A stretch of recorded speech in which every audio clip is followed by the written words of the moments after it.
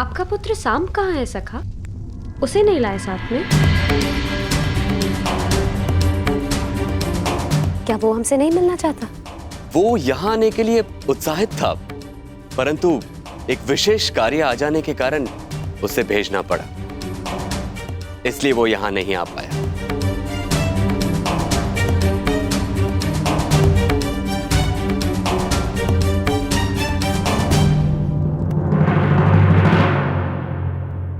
मैं हमेशा से चाहती थी कि मैं और तुम ऐसे ही किसी विवाह में मिले और साथ साथ स्वप्न देखें कि हमारा भी विवाह ऐसे ही जल्द से जल्द हो। समझे? मैं जानती हूँ कि आप इस विषय में गंभीर हैं। आप क्यों ना एक बार अपने पिता श्री वासुदेव कृष्ण से बात करें? मुझे विश्वास है वो अवश्य स्वीकारेंगे।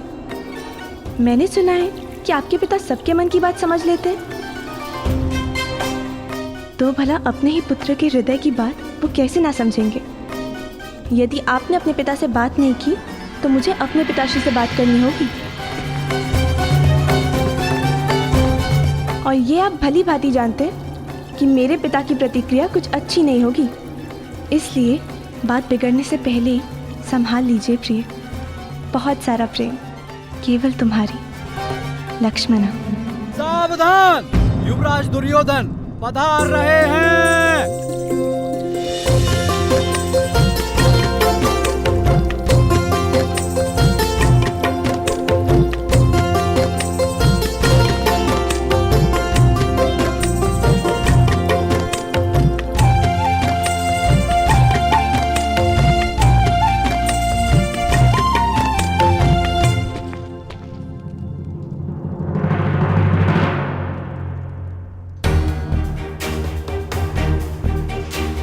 लक्ष्मणा,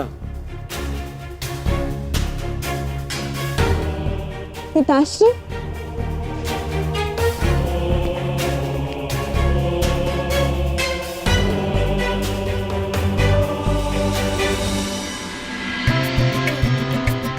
सदा प्रसन्न रहो पुत्री। प्रणीपात। अरे, हमारी पुत्री तो प्रतिदिन और भी ज्यादा सुंदर होती जा रही है। लगता है शीघ्र ही स्वयंवर रचना पड़ेगा आपका। युवराज की जय हो, राजकुमारी की जय हो।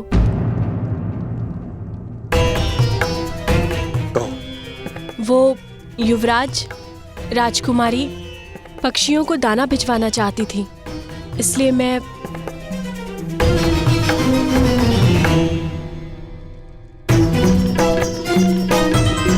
हाँ हाँ, दे रहे हैं ना।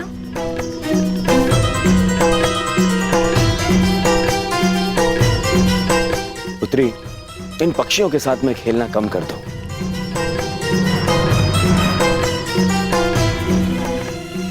और अपनी माता से संसार और हरिद्वार की सीख लेनी चाहिए।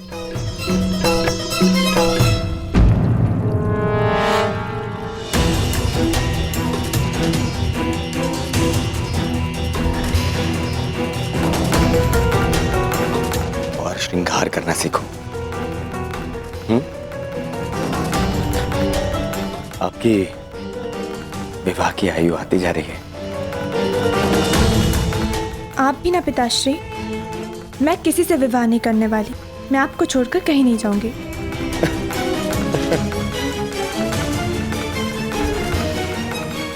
विवाह तो हर कन्या को करना ही होता है, और फिर अपने पिता का घर छोड़ के जाना होता है। नहीं,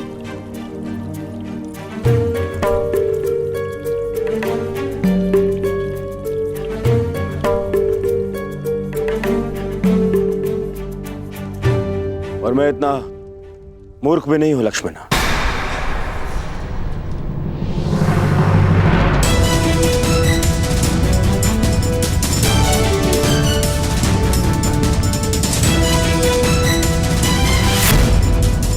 और आपको लगता है कि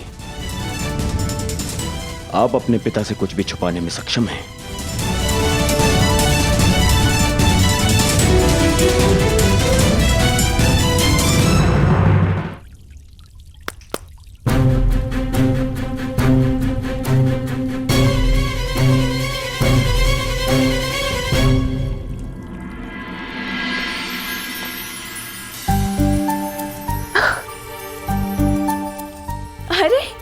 वीणा, ये मेरे लिए है पिताश्री।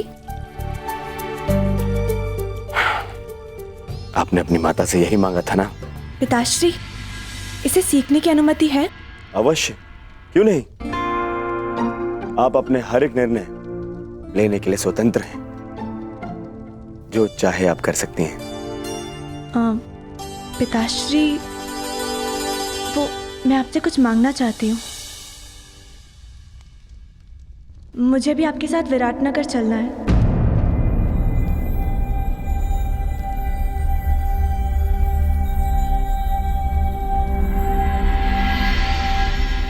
प्रश्न ही नहीं उठता लक्ष्मणा।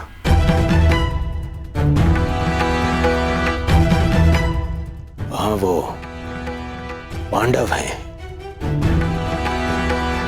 मेरे शत्रु, और वो छलिया कृष्ण भी होगा।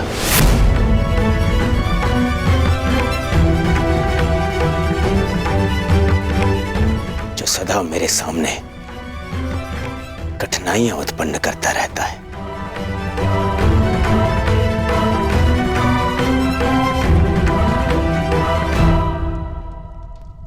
मैं अपनी पुत्री को किसी भी संकट में नहीं डाल सकता। परंतु पिताश्री, आप ही ने कहा था कि आप हमारी प्रत्येक इच्छा पूरी करेंगे। अवश्य, परंतु जानबूझकर आपको संकट में तो नहीं ढकेल सकता ना। आपकी सुरक्षा मेरा कर्तव्य है।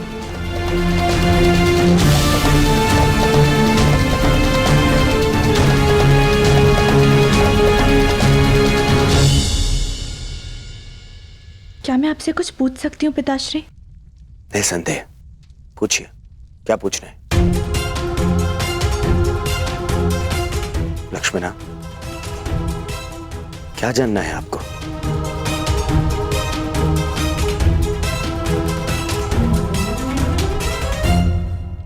कुछ नहीं, फिर कभी पिताश्री।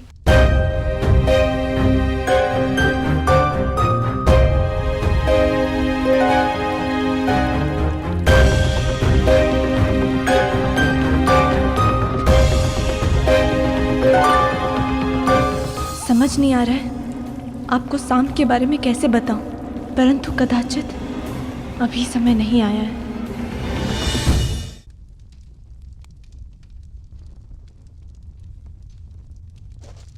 क्या हुआ? आप दोनों इतना विचलित क्यों हैं? कुछ नहीं पुत्र, सब ठीक है।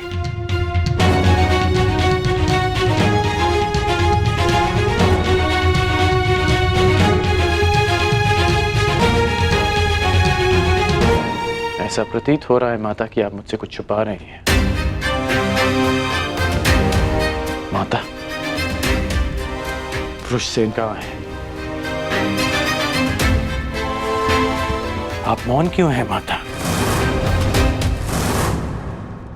सुप्रिया, हमारा पुत्र कहाँ है, बताओ। जी पुत्र वो शिव मंदिर गए। कुछ पंडित आए थे तीर्थ के लिए, उन्हें मार्ग दिखाने गया है। बस इतनी सी बात है। आप मुझे बता क्यों नहीं रही थी? ठीक है, मैं उसे वहीं ढूंढ लूंगा। करण, पुत्र वहां बहुत भीड़ होगी। कोई विवाह का आयोजन चल रहा है। उस भीड़ में कहां ढूंढोगे? तुम्हें विराटनगर के लिए विलंब हो रहा होगा। अगली बार मिल लेना। नहीं माता,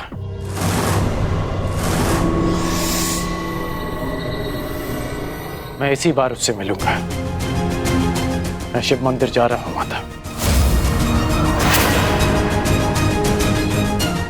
प्रणिपात।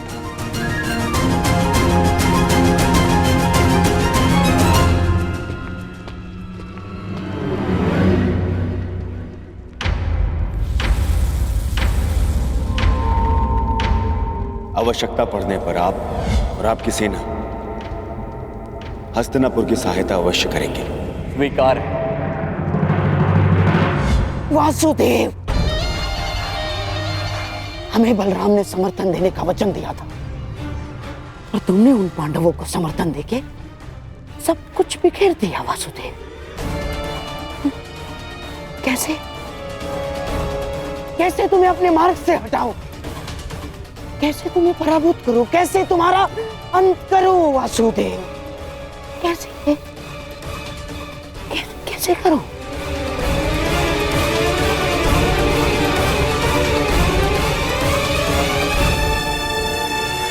क्या हाँ, एक काम कर सकता हूं, विवाह में उसके भोजन में विष मिलाकर दे देता हूं। हाँ? वहां इतने सारे अतिथि होंगे, किसी को संदेह भी नहीं होगा। हाँ। ऐसे ही करता हूं।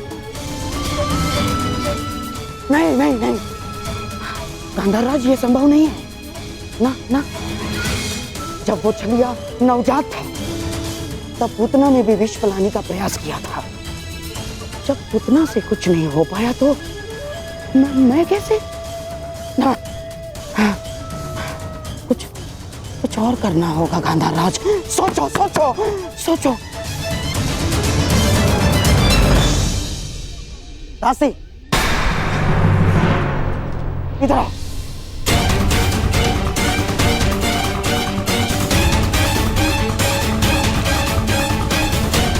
सुना नहीं तुमने? जाओ, मेरे लिए मदिरा का प्रबंध करो, जाओ।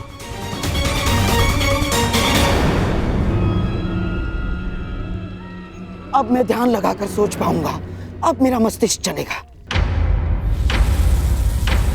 अभी तक यहीं खड़े हो तुम? सुना नहीं तुमने? जाओ, मेरे लिए मदिरा लेकर आओ, जाओ।